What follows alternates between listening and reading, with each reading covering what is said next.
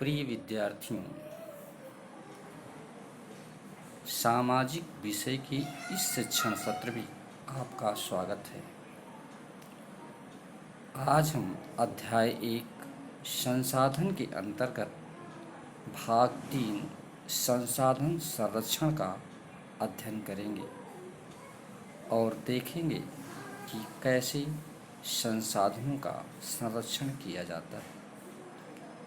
प्रिय विद्यार्थियों, संसाधनों का संरक्षण अति आवश्यक है। अगर हम आज संसाधनों का संरक्षण नहीं कर पाए तो हमारे आगे आने वाली पीढ़ी इन संसाधनों से वंचित हो जाएगी और उसका जीवन कष्टमय हो जाएगा।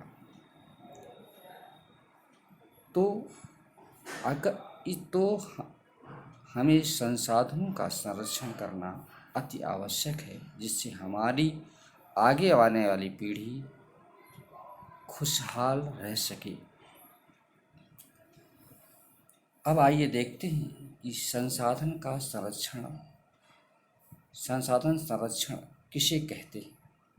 संसाधनों के विवेकपूर्ण उपयोग को ही संसाधन संरक्षण कहते हैं। क्या? संसाधनों के विवेकपूर्ण उपयोग को ही संसाधन संरक्षण कहते हैं। हम जानते हैं कि जल के बिना कोई भी जीवित जीवित नहीं रह सकता। हम जानते हैं कि जल के बिना कोई भी जीव जीवित नहीं रह सकता। जल के अभाव में जीव जंतुओं, वनस्पतियों एवं स्वयं मानव जाति का जीवन असंभव हो जाएगा। प्रिय विद्यार्थियों, प्राकृतिक संसाधन भी असीमित नहीं है, अतः इनके संरक्षण पर ध्यान देना होगा, जैसे नवीकरणीय व अनवीकरणीय संसाधन। संसाधन संरक्षण का अर्थ संसाधनों के प्रयोग को पूर्णतः रोकना नहीं है। संसाधन संरक्षण का अर्थ संसाधनों के प्रयोग को पूर्णतः रोकना नहीं है, बल्कि इस प्रकार से प्रयोग करना है कि वर्तमान पीढ़ी के साथ साथ आने वाली पीढ़ी भी इनसे लाभान्वित हो सके। ऐसा विकास सतत पोषणीय विकास, सस्टेनेबल डेवलपमेंट कहलाता है। सतत पोषणीय विकास के 5 क्षेत्र हैं, जिसे हम 5P कहते हैं। कौन कौन है? लोग, पीपुल, ग्रह, प्लेनेट, समृद्धि, प्रॉस्पेरिटी, शांति, पीस और भागीदारी, पार्टनरशिप। इन 5 का विवरण देखते हैं। पहला है पृथ्वी की जीवन शक्ति और विविधता का संरक्षण करना। पृथ्वी की जीवन शक्ति और विविधता का संरक्षण करना। दूसरा, प्राकृतिक संसाधनों के ह्रास को न्यूनतम करना। प्राकृतिक संसाधनों के ह्रास को न्यूनतम करना। तीसरा है पर्यावरण के प्रति व्यक्तिगत व्यवहार।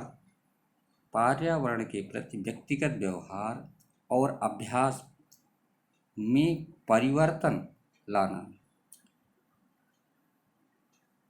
चौथा है समुदाय को अपने पर्यावरण की देखभाल करने योग्य बनाना। समुदाय को अपने पर्यावरण की देखभाल करने योग्य बनाना। 5वां है मानव जीवन की गुणवत्ता को बढ़ाना। 5वां है मानव जीवन की गुणवत्ता को बढ़ाना। संसाधन संरक्षण के अंतर्गत ही संयुक्त राष्ट्र संघ ने 25 सितंबर 2015 को सतत पोषणीय विकास के लिए वर्ष 2030 तक 17 लक्ष्यों को पूरा करने का संकल्प लिया है। क्या?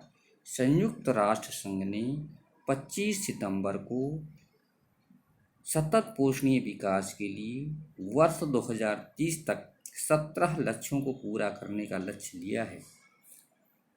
यह लक्ष्य हैं जिसे हमने अभी बताया 5P, यानी लोग, पीपुल, ग्रह, प्लेनेट, समृद्धि, प्रॉस्पेरिटी, शांति, पीस और भागीदारी।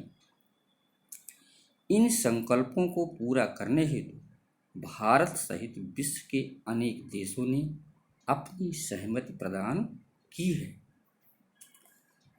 संयुक्त राष्ट्र जलवायु निकाय के समकक्ष भारत ने जलवायु पहल योजना 2 अक्टूबर 2015 को सौंपी, जिसमें भारत ने वर्ष 2020 तक अपनी 40% ऊर्जा आवश्यकता का गैर जीवाश्मी स्रोतों, सौर ऊर्जा, पवन ऊर्जा, जल विद्युत ऊर्जा, बायोमास, परमाणु ऊर्जा से प्राप्त करने का वचन दिया है।